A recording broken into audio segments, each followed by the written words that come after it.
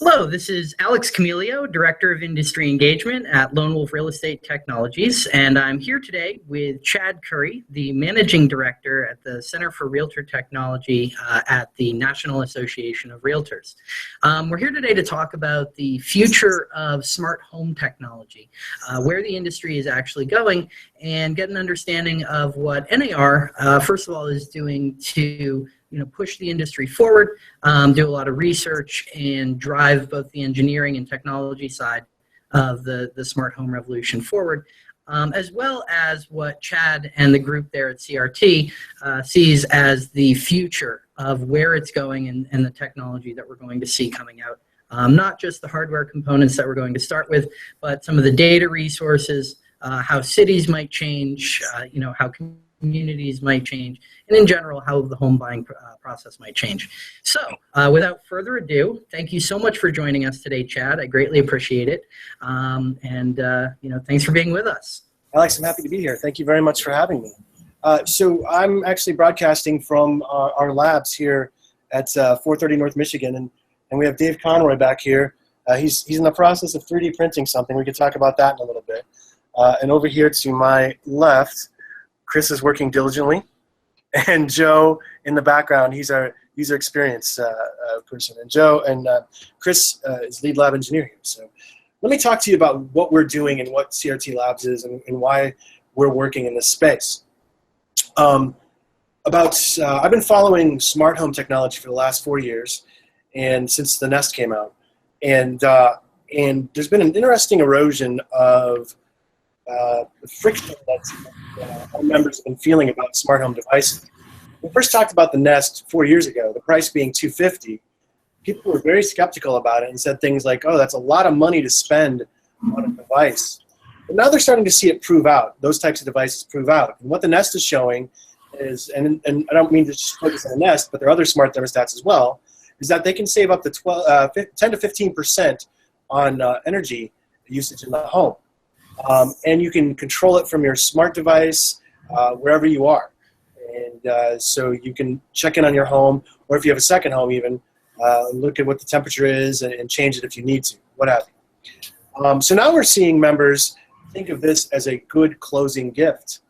And so about 18 months ago, I went to Mark Leswing, our Chief Technology Officer, and I said to him that we need to start focusing on this vertical because it's really going to impact the way people are living in their homes and their communities and their cities.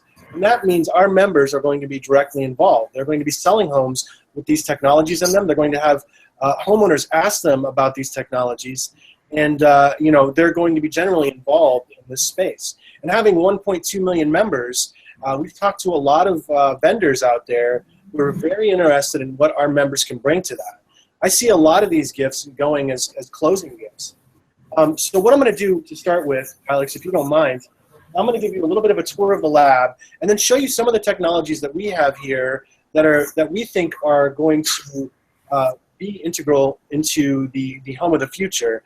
And one of the key phrases I want people to latch onto is the phrase zero UI. You might hear bandied about. It's a buzzword, but it's one you're going to hear, so look for news on that. And that means essentially gesture and touch and voice. And I'm going to demonstrate two of those three. Well, actually, I can demonstrate the third over on our touch screen over there. But those are the things I think are going to separate what's happening now in the space. And we're seeing stuff on the edge right now demonstrating that through a couple companies. But let me show you what we're doing and what we think is going to be important. Now, I mentioned thermostats. Yeah, I was going to, before we even jump into that, do you want to give our viewers a quick overview on what device you're actually presenting from? Because even that is a little bit different than, you're not sitting there on a laptop. So it's a little different than what most folks would be thinking of in terms of how we're presenting this. Sure, let me show you another one we have here. 1 second. It's actually double robotics. And hold on 1 second. So for the folks that are picking up on this, he's actually driving around the technology right now. Yeah. And they're presenting from essentially a robotics machine. So you can give us an overview here. that's version 1. So essentially, if you think about it, it's like an iPad on a stick, right? And so you have a speaker, a microphone, an iPad, and you have it's driven by Bluetooth with an app below. And this can this is actually one you could use for tours of home. So military relocations are actually a good use case. Sorry about that. You know, if you want to have somebody who's an international client look at a property, we actually use them. We use these for having people view the labs and do tours of the labs because we want to show them what's happening in our space. That's a great way. Like one day I had pneumonia, and we had an open house in the lab, and I actually showed up to the open house using the robot itself. So yeah. Here, let me move back over this way here. I'll bring it this way. Oh, yeah. All right, so I'm going to show you a couple of things here that we're working on. And Alex, what I want to tell you is, you know, I started talking about the thermostat, and right now that's saving people 10 to 15% in their homes, and it'll pay for itself in about 2 years' time. And one of the things we built is a demonstration here. I'm going to pull this a little closer here. One of the things we built is a demonstration of 4 different thermostats that are on the market. And here we have a Nest thermostat, and I can, you know, actually interact with it and see how it operates. But we also have apps that can control them as well on our smart devices. So we have the Nest there. We have the ecobee right there. Now here's what's interesting about the ecobee. This system, it does not control any HVAC, right? It just lights these lights red and blue to indicate heating, cooling, and fan. We're getting a message from ecobee saying, hey, I'm monitoring the temperature. It's not changing, but I'm trying to change the temperature. You might have a problem with your furnace. So they actually are letting you know when it's not working appropriately. They'll alert you. We also have the Weiser Air from Schneider Electric here, and Honeywell's Lyric, which kind of interacts just like the Nest. Dave handed me the app here for the Nest, and I'm going to turn the temperature down 72, and we'll see it go down, right? So we just have it displaying the time right now, but you'll see. There it is. So that's one of the devices that sort of started this whole thing. It was created by the guy who created the iPod, right? So user experience and user design, industrial design were really important for that. And right now, of the devices we have here, I would say this is the one that's easiest to use and install and work with. And something people should know is not only are we on board with smart home devices, but also utilities and insurance companies are on board as well. So check with your local utility. If you're going to Nest, they actually have a site you can go to on Nest where you can search by your zip code to see if you get any discounts on this thermostat, any rebates or anything like that. So currently here in Chicago, I think up to May 16th, we get $100 back on the Nest thermostat and on the ecobee. So, you know, the value proposition here is, as a member, you're giving us a closing gift. You could still, you know, if it's $250, but you get one of these rebates, it's $150. And you know, the energy usage is it's over half the energy to heat and cool your home, right? That you use in your home. So being able to control that is really, really key to that. So this is something we've built to demonstrate 4 different thermostats. We take it on the road with us, and we're working with local and state associations to build their own types of devices like this to demonstrate these for their members in their spaces. So here, I'm going to show you some. So you know, right now temperature and humidity are really important. But what I want to show you right now is the other thing we think is going to be very important in the future of the home. And Alex, do you have a Fitbit? Yeah. Oh, well, I have a Samsung Gear Fit. Yeah. Gear. So did you care about 10,000 steps before you had that device? Probably not. No. Or steps in general. No. Right. Well, that's a metric, right? That we can judge how much activity we're doing. So one of the things we think is that air quality is something people don't think about. They don't think about their environmental quality in the home. And what we think is that having environmental quality sensors in the home will help homeowners improve quality of life. We're actually doing this in our own homes. We're monitoring energy usage in our own homes, as well as air quality and humidity levels. And think about this: if you gave a closing gift, and we think in the future this is going to happen, not too far off though, a hub with some environmental sensors, you could give as a closing gift, And the homeowner could see what their carbon dioxide levels are, what their VOCs levels are, particulate matter, temperature and humidity, and light and noise if they want to see that as well. But then they could share a couple of those metrics with the real estate agent and talk to them about how they're living in that home. And you can control things like, work on airflow in the home, work on the humidity levels because that can mean mold or bacteria growth, and work on particulate matter because that can contribute to respiratory issues. So we think those things are going to be really important in the home. And one of the things I want to show you is we're actually working on some environmental quality sensors right here. So this is a prototype we put together. This is a $19 computer, and we have VOCs right here. We have light here, CO2 right here, carbon dioxide, and over here particulate matter. And temperature and humidity is underneath this Stevenson screen here. So that's so we can monitor in this lab what's happening with our air quality and what's happening with our temperature and humidity. And we actually have up on the wall over there, we have a light sitting there that will turn red if air quality is above, if the CO2 level is above 500 parts per million. So it lets us know, it gives us feedback about how we're living in this space so we can make adjustments. So what we imagine is this data can then control itself. So I'll show you some stuff in a little bit that we're working on that is going to be part of the home of the future. And we can look at the carbon dioxide level, and if it's at a level that's unsafe, and by unsafe what I mean is CO2 can really hamper your focus, how awake you feel, just your general quality of life. Right? So if CO2 levels are elevated, what if there were a way to take care of that, to mitigate it without you having to be involved? And that's what these devices offer us. Chris Cote, when he first started here, talked about the concept of homeostasis, which is ironic because it has the word home in it, right? But it's about cells and organisms regulating themselves based on what they're experiencing in their environment. And we're talking about bringing homeostasis to the home. And so, so for instance, let's say, I'm going to show you something. Let me fire this up so I can show my my screen. Share my,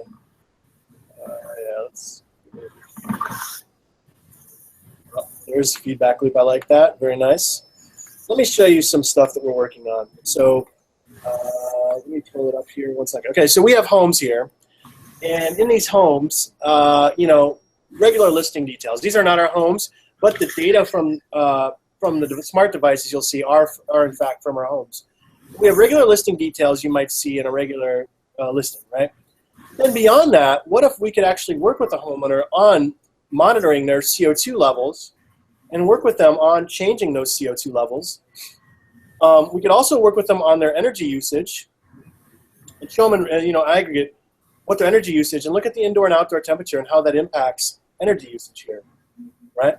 So we could talk to them about that, but then we could also show them humidity levels and show them what the indoor and outdoor humidity levels are. And then beyond that, just to show you how this is working, we have a system that's running, and this system is showing each one of our homes on the left side. The second column is different devices in our homes, green being environmental, yellow being energy. The third column are the different fields that are coming in, the data fields that are coming in. The fourth column are the interfaces, essentially it's reporting to, and that is distributed out to these different queues. Right? So, so if the CO2 level from the NetAtmo reports at 1,000 parts per million, I could send a signal through this system to my Nest thermostat to kick the fans on to circulate the air. And that means I don't have to be involved. The home is just taking care of itself. If the humidity in the bathroom is above 75%, automatically the bathroom fan kicks on to push that air outside and will stop once the level's down to 40%, right? So your home then becomes this thing that regulates, and you don't even have to think about it. It just becomes this thing that's keeping itself in good stead. Now the value to you is that as a realtor, when this property comes back on the market in standby here, turn that off. All right, there we go. So when the property comes back on the market, it should be in good stead, right? It should be in good working order. And you've got things like your particulate matter. I mean, we had the lumber liquidators case a month ago where formaldehyde was off-gassing. We could have caught that with the VOC sensor. You could see that there was a problem. You wouldn't know necessarily formaldehyde. You would know that something was causing VOC to spike, and then you could do some testing to get to that root. Right now, you couldn't know what it was exactly. But let me talk about these sensors, and this is why IoT is going to be a big thing in the future. This is, the size of a quarter, essentially. And these sensors, this one came on the market, the CO2 sensor, was $100. It's now down to $70, right? So it's dropped in price within a few months time. But these things are becoming more and more prevalent and smaller, and that's why people are saying there's going to be between 26 billion and 250 billion of these devices connected in the near future. I just want to show you some of the boards we have around here that we're working with. Here's a $9. It's called a chip. It's an actual computer. It has 4 gigabytes of storage on board. You can connect a keyboard, mouse, and a monitor to this and start working on a computer. This is a $35 Raspberry Pi. This is a Gen 2 or this is Gen 1. Gen 1? Gen 1. This right here was released 4 years ago, and there's now a Raspberry Pi 3 for the exact same price of $35. That's 10 times more powerful. So I mean, we're seeing this stuff get smaller and cheaper and faster in reporting. So let me move you around this way over here. All right. So one of the things we have here is a 3D printer, and some of the stuff we've been printing, we've been trying to get a sense of what cases might look like, right? They look like this or this. And we have airflow there, because one of the things, Alex, you mentioned was communities and cities and being able to understand how we're living in those spaces. And there are a number of projects happening that are smart city projects that we're actually involved in, one here in Chicago particularly, called the Array of Things. And I'll talk to you a little bit about that in a moment. But let me bring you over this way and show you some of the future stuff. So you're actually walking through our lab right now. You don't have to come to Chicago, but if you do, we would love to have you. So feel free to stop by. Alex has been here. He can attest that we tend to keep it very clean and tidy. Right, Alex? It's awesome. I'll pay you later for that, Alex. Here, I'm going to unlock this. Okay, so what I'm going to demonstrate for you is one of the future technologies. So I talked about something called Zero UI. I talked about Zero UI, and I talked about what that means for the future of the smart home. Right now we have things like we have smoke detectors, security cameras, lights, plug loads, all sorts of stuff in the home. The problem is, though, you have multiple apps to control these devices, and companies are trying to figure out how they can build hubs that are natural to work with. So one of the first ones I'm going to talk about is gesture control. And we have a device here that's going to be on market shortly. This is by a company called Fabaro. Now, Fabaro is based in Poland, but they're trying to push into the U.S. market, so they're having us test some things. And this is one of the devices they're testing. Now, this is here, I'm going to take this off for a second to show you. This is actually a picture frame. And this is just a piece of paper of a picture, right? So you've got that little piece of paper in there. And then the hardware itself is meant to understand up to 16 different gestures. This is called the Fabaro Swipe. And so I'm going to put this back on here. You'll see the door just locked because I actually locked it by doing that right there. All right.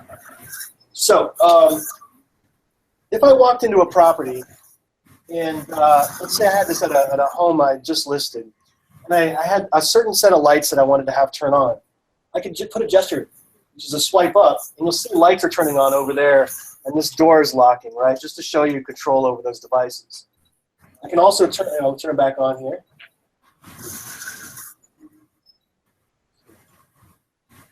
There we go. They're all on. And then I'm going to turn them off now by swiping.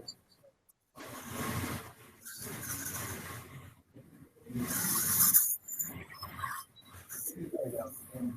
So Yeah, so having gesture like that makes it easier for you to control the system. Now, this can also fit under up to an inch thick of granite, and you can put it behind a cabinet door, so that way it stays out of sight. It's showing.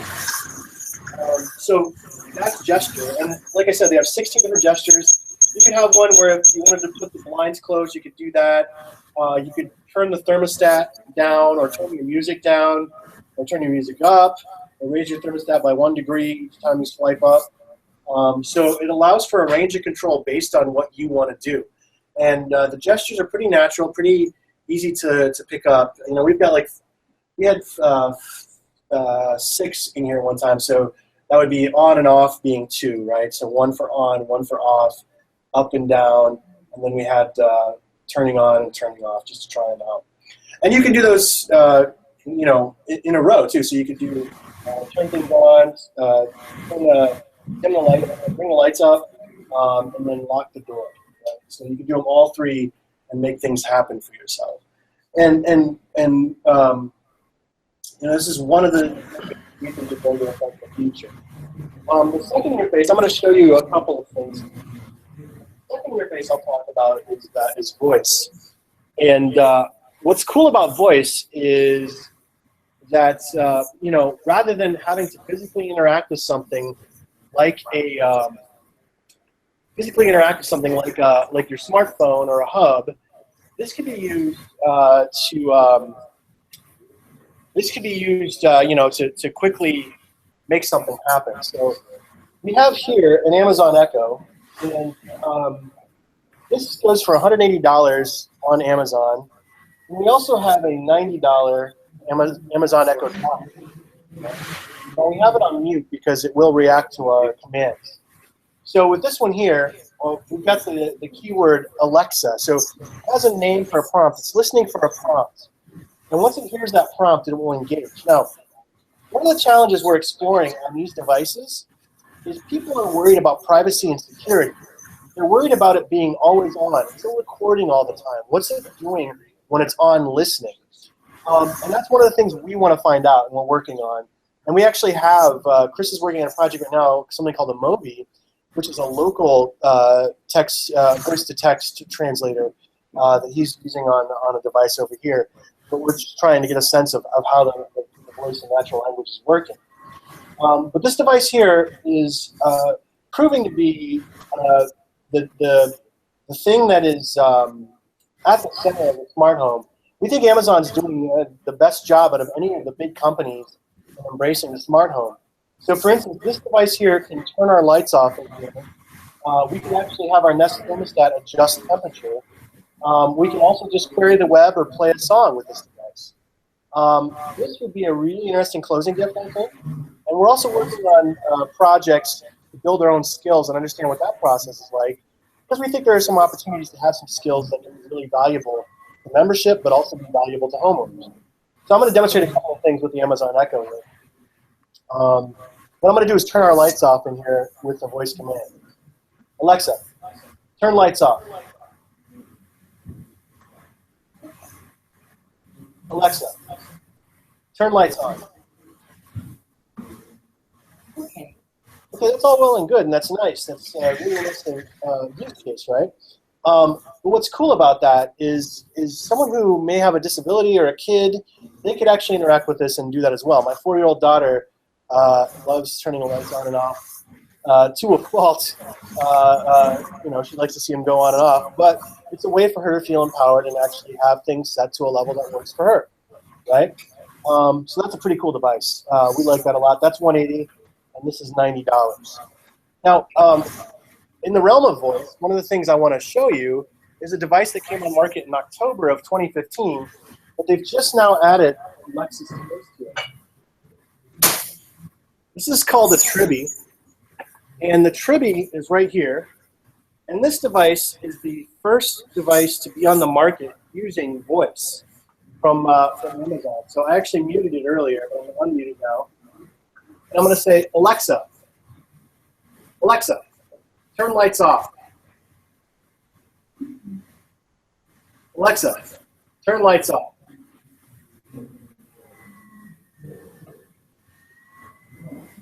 Alexa, turn lights off. Well, we have problems with demos sometimes. It's all right. That's the fun with new technology. Yeah, exactly. Well, now, so what might have happened here is I'd had it at home and I brought it back and put the connection up. So I might not have gotten it all set up right. So that could be on me. So you might have just turned your lights on and off at home? Most likely. which my family is very patient about. Right? Yes, absolutely. But what's cool about it is this is not only a device to do things like control your lights. It's also a communication hub. So I would say honestly, thank you, Alexa. I would say this is actually a really interesting closing gift. And let me demonstrate something for you really quickly here. So things I can do is on my app, I can send messages to my family. So if I'm in a meeting, I can hit that right there and hit send. And you'll see up here it's going to appear, and a little flag pops out. So now they've got my message up here. And so my kids, this is a device that will go in your fridge, and it's a way to have a central hub here for communication. They can also give me a call with the press of a button here. So when I press this button, watch what happens on my phone. So I press the button, and now I've got a call coming in. It says home is calling me. It says data calling data. And they can also call my wife as well. So this is kind of a neat, it says data is busy, right? So I send something to it, so it says I'm busy. So my kids can know, they can try to get a hold of me. So it's a nice little hub to start the process of a smart home. And it uses voice recognition and interesting little interactions, and it's nice. And I've put the in a meeting sign here now. Once they do this, the message goes away, and I get an alert that it's been read. Right? But this device goes for $199, and I think it's a nice display of what, how friendly the smart home can be. Right? So let me go this way. I'm going to head over this way and show you the third interaction model, which is touch, which is one we're familiar with.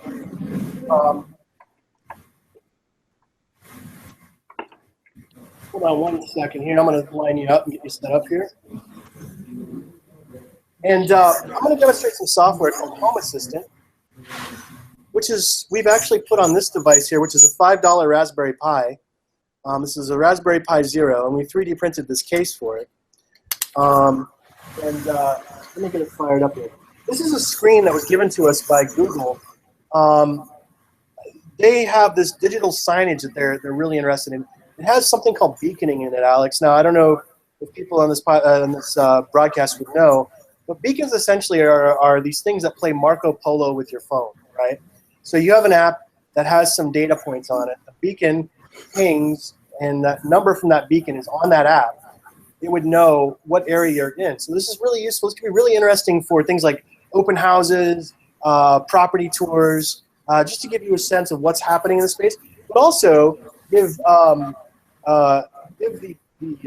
client some information about the property itself. So hold on one second here.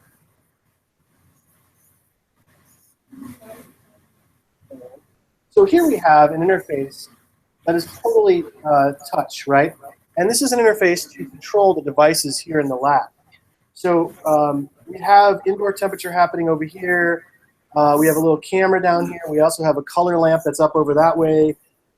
We have a plug that's over on the wall. And I can interact with this pretty simply and make my home responsive. Now, this is a piece of software called Home Assistant, which is open sourced, and we're actually contributing to it. We're actually working on it, and we've talked about contributing and adding some things to it. But one of the things they've added recently is UberX price and UberX time, commute time, so I could actually see when an Uber's coming here. I can see what the temperature is indoors and outdoors very simply, but I can also control my entire home with different scripts that I would have here. I could have these different scripts, and it pops up over here when it's working. So this is a really interesting interface for the future, and I think things like mirrors and television will be touch. Right? We'll be able to interact with them with touch. So Alex, those are the three interfaces I think are going to be the future. Let me talk a little bit about some of the other stuff that we're working on and give you a sense of some of the projects that are happening. Now, I'd mentioned before those computers we have, the one that's $19 the size of a quarter. Let me share. Is my screen being shared, Alex? I don't think I'm sharing my screen. Not yet. All right, so let me do that, buddy. Stand by. All right, there we go. Share.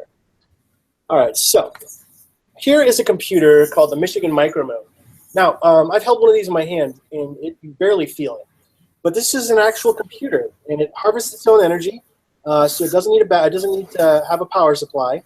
It has a radio to connect with other computers, and this is being made by the University of Michigan. Now, the home of the future, I believe, will have these embedded either in wallpaper or drywall or paint, and you would be able to see temperature and humidity and air quality all over your home and know where you may have a leak behind your wall before it even becomes a problem, right? So it becomes this thing that lets you know about how you're living in the space and what you can do to make modifications to improve your quality of life. Okay, so I want to talk to you about the array of things. Now, I was talking about the environmental sensing we can do in the homes and what that would mean for the homeowners. But let me talk to you about the array of things. And one of the things I want to bring up initially is, as I think about this, privacy, right? You know, I talked a little bit about privacy with the voice, but also for the home. There's a lot of stuff that can help people live a better quality of life in the home that our members could help with, but there are things also I don't want to know anything about. So I don't want any video or audio. That's private. That's person's personal stuff, right? Same thing with the array of things. They do have a camera in this device, and let me show you what the device looks like actually. They have a camera in this device, and you can see the device itself. You can see there's a little circle at the bottom there. That's where the camera resides. This camera does not know that Chad Curry walked by or that Alex Camelia walked by. We're fuzzy little images, and it's really just trying to get a count, essentially like a clicker, to know how many people are trafficking an area, pedestrians, bikes, and cars. How many people are actually walking or driving or biking in an area, and that starts to give you an interesting picture of the city. It lets you know more about how many people are actually living in that city and moving about it, how they're moving about it. That can help with things like congestion and traffic jams later on in the future and help the city plan based on the amount of activity in a city at a certain time. Then you can start building historical data from that, and that data itself can help you make better decisions about what types of things you implement in a city. So for instance, air quality sensors, nitrogen dioxide, ozone, carbon monoxide, hydrogen, sulfur, sulfur dioxide are just some of the things they're monitoring in these devices. They can have up to 60 different sensors in these devices. But what really excites me about it is as you see the device, it looks like a beehive of sorts, right? And there are 4 different tiered-shaped device sections, and those sections can be extensible. So I can only put 2 in if I want, or 5, and that just makes the device larger and smaller based on the amount of sensors I want in the device. So what I imagine is maybe rather than 4 here, for my hometown, which had 20,000 people of it in Iowa, I imagine sensors that might not have everything in them. So maybe the nodes only have 15 sensors because the city only wants to know how many people are using a park, how much carbon dioxide there is in the park, what's the traffic pattern around the park, and then they could take that data and make it actionable, take it and get grants to actually improve upon the quality of life. Now, Argonne received a $3.1 million grant, Argonne National Laboratory, to build 500 of these devices and deploy them throughout the city of Chicago. And they've asked us to put 3 of these devices on our building here at 430 North Michigan. So we're working through the logistics of that and what that might look like. And we're very interested in this because the hardware itself is open, and so is the software. So we could actually work on the hardware and software and help improve the quality of this device. Their hardware team is working across the street from us, and this summer we're going to spend time getting back and forth and communicating about how this device works. And what they imagine is it would be on things like light poles, and the data itself could be used to help people know how to walk through a city based on their own needs. So for instance, I might be wearing a suit and I'm walking from one place to another. I don't want to walk through the sun, so I might walk in the shade. That's actually an example of a guy named John Tolvig gives, and I like it. It's a good one. Maybe my respiratory issues, I have asthma. and humidity and particulate matter, allergens are in the air. I may want to figure out a way to walk around from them, get away from them. So, and one thing you just went by there, Chad, was the privacy and security piece, which I know is a big component for our users. And one way I kind of wanted to equate it to everybody is, and you're mentioning about it had taken pictures and so on before, but it doesn't really capture you. You're a fuzzy image. Yeah. Think about it this way for the folks out there. It's sort of like a turnstile at like a baseball game or a stadium, right? Yeah. You're walking through a turnstile. That turnstile doesn't know it's you, doesn't know what you're wearing, it doesn't know that you have a phone or anything of the sort. It literally is just running a clicker. This is a way to do a turnstile without actually having it such that it's in your way. You're walking through something or you have to be corralled into a certain place. Yep. So it really changes how we're able to, but they've set it up in a way where it really is very almost dumb, like a turnstile is. Yeah, right. And honestly, the bandwidth, when they're transmitting this data back to the central repository, which will be open, by the way. So, Alex, you and I could both look at the data, or anybody else on this webinar could look at the data anytime we wanted to, just to get a sense of it. But the data itself is, like I said, open, so you can work with many different projects. And the transmission of that data, the pipeline essentially it's going through is so small and so slow that transmitting any sort of video data over that would be ridiculous. It would just kill the system.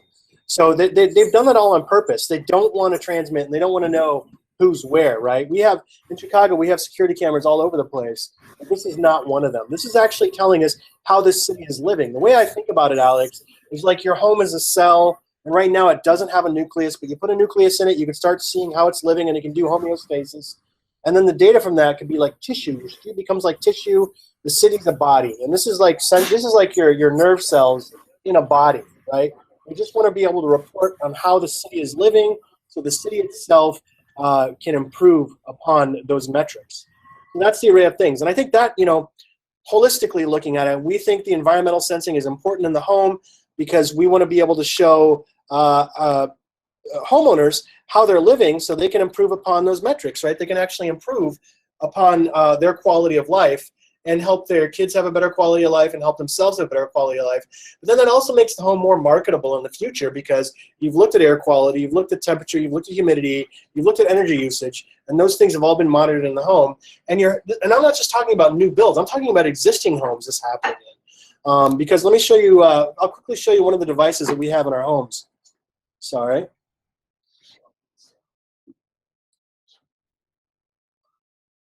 So this device right here is called the Netatmo, and it goes for $150 right here, right? So this device monitors CO2, temperature, humidity, noise, and pressure, right? So we have those in our homes, and you can see it runs on batteries, and it connects to a central hub that's plugged into the wall. But I don't have to mount this anywhere in my home. I can just put it on a shelf, right? And I put it at a certain level and monitor air quality. So these devices are becoming very, very inexpensive.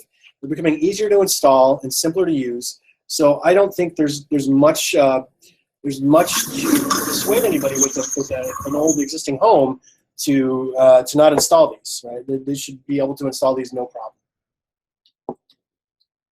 So a few resources, Alex. I think I showed the Smart Home Glossary, but what I want to show you is our website, crtlabs.org, and a few of the resources here on the right side, the quick links. Let me actually go back one second here. I gotta click on the sharing screen. I want to show you our stuff here. Hold on one second. All right, so this is our website, crtlabs.org. We have a smart home checklist. I'll go over that in a second. A smart thermostat tear sheet, and the one I want to show is a smart home glossary. We've put some buzzwords essentially that you will hear people talk about when they talk about smart home technologies, and we have this interactive. So you click on interoperability, it takes you down to the definition for that. Bluetooth Low Energy, it'll take you back up to that. You can see what a protocol is. So this is a great way to educate yourself and also educate your clients on the buzzwords that are out there in the field, things they'll hear and what they actually mean. So we definitely recommend you check that out. And like I said, you go to crtlabs.org, the third link there, Smart Home Glossary. We also created a smart home checklist with the Online Trust Alliance. This is when you're closing on a home. You want to give this to a homeowner or a new buyer for things they should do to make sure the home itself is in good stead, right? So make sure you reset all your passwords, review all the documentation for the devices. You can find all the documentation for devices online. Determine which devices you want to keep in the home, et cetera, et cetera. So it's a really good resource for you and your clients. And the third thing, we're going to build more and more of these up. We have a smart CRT Labs guide to smart thermostats here. And there are 4 commercially available thermostats you can buy on the market. They're all priced here. And then we also have online compatibility checks, so you can click on that to take you to find out if these devices are compatible with your system. But always feel free to check us out at crtlabs.org. We are your resource for smart home technology and what it means for you. We write at least a weekly article on smart home devices and what they mean for you, and also what we're doing in this space. One of the things I will point out is, as a team, we participated in a hackathon, and we won $30,000 for a charity here in Chicago. This is a virtual global hackathon, and so as a team, we built something to show basically how people are moving around cities, right? So imagine the array of things taking this technology and displaying air quality through this technology for a city, right? So we could show Chicago and where high pollen counts are, or where CO2 levels are elevated in real time, right? So we could show that. It's pretty exciting. So we took that technology, we built it for this project, and now we have it available on our GitHub. And let me turn it back over to you, Alex, here 1 second. Alex, any other questions, or is there anything I left out you were curious about that I didn't mention? First of all, thank you. I don't know. It's too loud there. Getting reverb. Yep, I got you. First of all, thank you for going through this with us. I'm always incredibly impressed by the labs and what you guys are doing, driving things forward. I guess a big question that I have is, you've seen the, and it's interesting, Chris and I talked about this while I was out there to some extent. We see a lot, and you guys are, well, first of all, how long has this lab been around? Let me back up. So we started, I got the funding in May of 2015 to start this work, to start looking at smart home space. And by early May, I came to the realization that for us to really do valuable work, we needed to have a space where we could do that work. And so we conceived of having a lab with a couple of engineers who could work in the space. And Joe and I are been with CRT for 5 years. And Chris came on in August, and Dave came on in October. And this room, we moved into this room in August of last year. And so we built it up pretty quickly. Not only are we buying devices, we're getting devices given to us, like the Fabaro device I pointed out. Those are also being given to us, and we're testing them. So the Tribi device I showed you earlier, the little radio that was sticking on the magnetized to the wall, we talked to that company about what they're doing, because it's really an interesting concept, and I think it could be a really interesting closing gift. We're giving feedback to these companies about the usability of their products and also the security of their products. It's something we want them to take seriously. So we're telling them about resources they can find and work with. But anyway, this lab has been here since August, TLDR August, right? It's been here since. Well, and I mean, just to give that some perspective for the folks watching, that's 1 year since funding, right? I mean, think about that. 1 year since funding, let alone creating the lab. And then all of the things that you're showing us and what you guys have done in that amount of time is pretty incredible. So certainly kudos to the whole team there. You have a bunch of brilliant minds. But it's interesting to think about, because the question I was about to go into and why I wanted to give that sort of perspective on the timing is, and we hear this from real estate professionals all the time, which is, a lot of this stuff is really fantastic in theory, but how does it benefit me today? Yeah. Right. So certainly given the amount of time that this lab has been around and the focus of it, I'm certainly not expecting there to be this very immediate, change and update, and here's what we're giving all these real estate professionals today, kind of stuff. But what is there, I guess, on the roadmap that you guys see as the goal of the day-to-day life of the realtor and it changing sort of what they're doing over the next 2 years? So I would say in the next 2 years, I mean, right now, the best thing we've got is these as closing gifts, right? As a way to continue that conversation beyond the transaction. So having these devices you can give and talk to them about how these devices work, but then also talking about other devices in the ecosystems and how those work. In 2 years' time, I think it's going to be a different conversation. I think it's going to be about health checks on the home, about what's happening around the home itself, and what that means for the homeowner. I really think that, we're hearing a lot about privacy and security. Security is being a big thing, and like a number of government agencies are saying that these devices are being built very insecurely right now. But I think us being in this space and our members, having 1.2 million members working in this space, that's putting a lot of pressure on these companies to consider security. Because if we're going to say, hey, this is an interesting device, why don't you put this in your home? We've got to be assured that there's all these different steps being taken to make sure that device is secure, right? So, and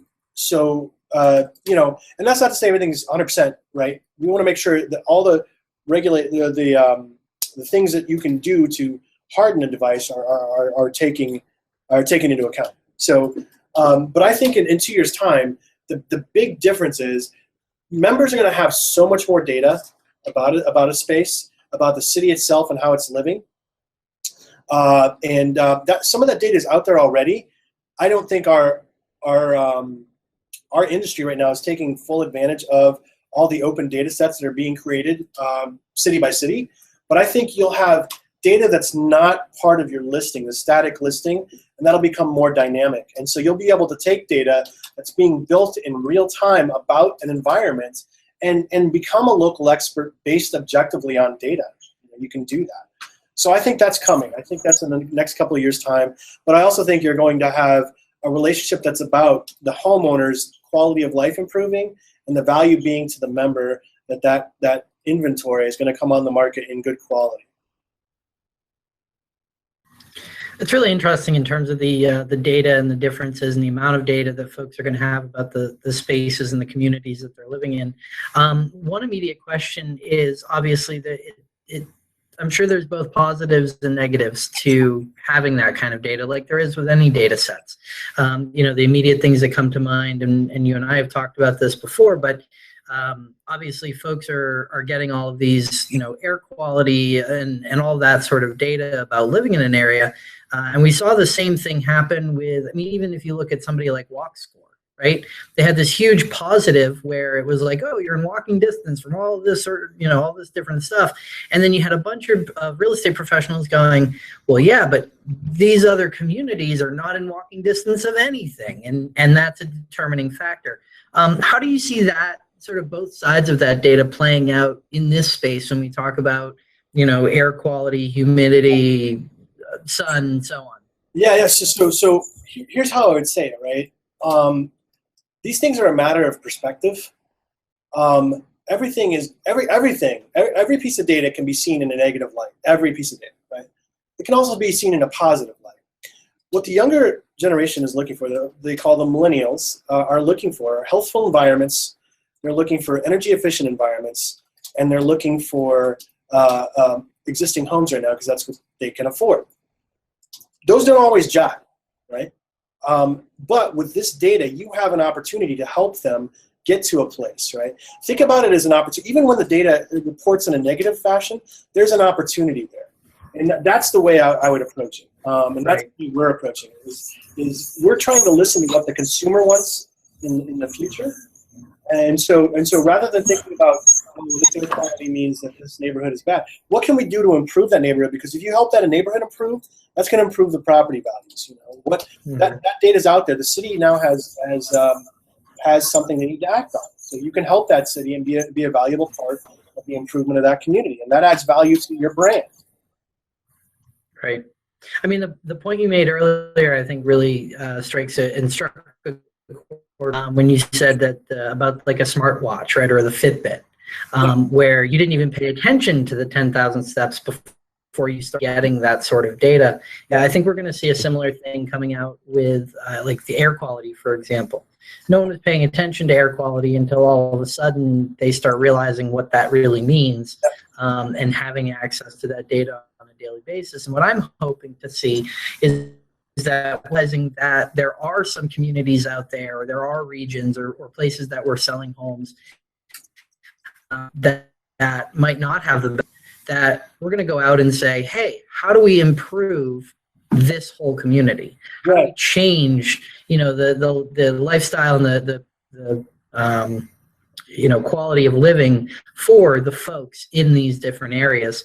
And I'm hoping what we see in general is an overall increase in quality of life for people in general. And I'm hoping that NAR, in a very big picture way, is driving a lot of that forward. And it seems like you guys are. Thanks, Alex. Yeah, I think it's not just us, though. I think that what we're seeing is this is happening. And so we can choose to not be a part of it, or we can choose to be a part of it in a way that's helpful, right? Because the Array of Things project was happening outside of what we did. It just happened to coincide with our movement. So we could just let that go and not understand what's happening there, or we can embrace it and try to figure out how we can work with it. Yeah. It's coincidence. But thank you. Yeah. All the great leaders say it's luck, right? You've lost me, Alex. I said all the great leaders say it's luck, right? I'll say again, you lost me, Alex. I don't know what you're talking about. Yeah. No, but honestly, I again appreciate what you're doing. In terms of, and I'll ask a few more questions before we wrap up here. Now, we sort of covered the big picture, the closing gift in the immediate sense, the big data concepts and the Array of Things in a big picture sense. I know one project that we talked about a little bit with Chris, and I know Joe is brought into this a little bit, was the smart home checklist and making that a little bit more accessible over time. Yep. Do you see that coming out in the near future? What's the time frame on something like that? Because I've actually had a few questions about it from folks recently. Right. As well. And so I've been sending them to that link, but that smart home checklist is a really interesting way. Maybe you can give a little bit more background on that, because we kind of, grazed over it a little bit. Yeah, so the Online Trust Alliance is a group of companies like Microsoft, Gap, are a couple of the companies involved. We're actually a member as well. And it's about working with privacy and security with devices and things that are online. So the name online doesn't necessarily mean just your desktop, but it means these smart home devices. So as more and more of these things come online, we've got to think about what it means to transfer ownership of these devices. So for instance, I bet there's a few people who might be watching this who sold a house with a Nest thermostat, who may or may not have known to reset the device because the previous occupant still has access to that device, right? So the Online Trust Alliance approached us about working on a smart home checklist, and Chris, Dave, and I took a base set that they put together and reworked it over a few days, and they published it. And so we think it's a great resource for our membership, for consumers, and it's a great reminder that, hey, just because you have your password 1234, it doesn't mean that device is secure, and you should probably think about what your passwords are for all your different devices. So we put that together back in October. We've been banding about the idea of making it a web app, and we're in the process of planning that out and designing what that's going to look like. I'm hoping next couple months it'll be out of that. That's awesome. That'd be great to put out to realtors out there. Another big thing that you mentioned is ensuring the security and the privacy and that sort of stuff. And you guys, saying if we're going to put it out to our 1.2 million members and promote this and that sort of technology, that it has to be secure. What are you guys doing internally to sort of test the security of these things?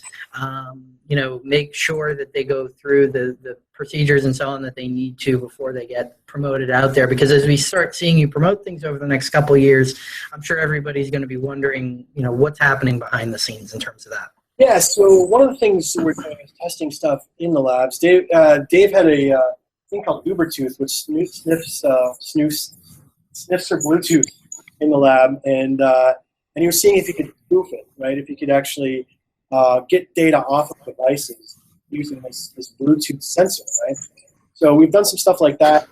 We also have a group called Build It Securely that we promote, and we've partnered with them. Build It Securely. Do you remember the Jeep that was hacked, Alex, from Wired? Mm-hmm. Yeah. The hackers, and these are hackers that were working with the company. They got into the entertainment console and were able to stop the brakes on the car and turn the car off remotely. Well, that group is called I Am the Cavalry, and they work with Build It Securely. But Build It Securely is doing IoT side. They're promoting security on that side. And it's a team of information security researchers working pro bono, essentially, to review code. And if they find a bug, they'll report it to you. If your team can't take care of it, they'll say, hey, we'll take care of it for $50 up to $1,000 just to support costs. And it's a pretty great system. We think it's a valuable tool to promote what they do. The third thing that's happening right now, and we're talking to them, is the Underwriters Laboratories is working with the Department of Homeland Security on something called the Cybersecurity Assurance Program. And what they're doing right now is they're looking at industrial IoT and medical IoT because, those things are pretty intense and pretty well-developed markets. So they're working with those two groups to secure those devices and come up with a flow. And so we want to see how we can work with them too and how we can promote home security through Underwriters Laboratories. They've been around for 112 years. Their lab's been around a little bit longer than ours, even though our association's about the same age. Anyway, but that's what we're doing is we're finding, and then we also review the products themselves and see if we can, access APIs we shouldn't access. So there's a lot happening on that front. That's really fantastic. I'm always impressed by what you guys are doing. You tend to think things through and get ahead of the game at every step and every level. So I'm certainly impressed. Before we close, before we wrap up, are there any other pieces or components or things that folks should be looking out for? I know I'm going to be heading to mid-year next week. So I'm going to see you guys there. I'm sure you guys are going to be at NAR National and have a booth there as well. So folks can definitely come check you out at both of those. But what else should folks know in terms of ways to check you out, ways to stay up to date with what you're up to, events that might be coming up and things like that? Give some folks some good ways to stay up to date and in touch. So the best way to keep in touch with us is through crtlabs.org. We do have a request to speaker feature on there. We will come speak about these devices. We don't have a speaker's fee. We're a member benefit. So we want to make sure we get in front of as many members as possible, and we will charge for it. So we have a request to speaker on our website. We also have a Twitter handle, CRT Labs on Twitter. Facebook, search CRT Labs. You'll find us on there. We post articles up there. We will be at mid-year, Chris, Joe, and I at different sessions throughout, and also having meetings at other groups outside of NAR, talking about what we're doing. Yeah, keep following us on those channels, CRT Labs Twitter, CRT Labs Facebook, and our crtlabs.org website. So let's keep it going. Awesome. Well, first, thank you to your team for putting up with us today and obviously for contributing to everything. So Dave, Chris, Joe, although I don't see him there, thank you so much. Appreciate it, guys, and look forward to seeing you at mid-year. And obviously, Chad, thank you so much for hosting this webinar with me. I greatly appreciate it. It's always really insightful to see what you guys are doing. And really interesting. I would love staying up to date on the new technology that's coming up. So thank you so much to Chad.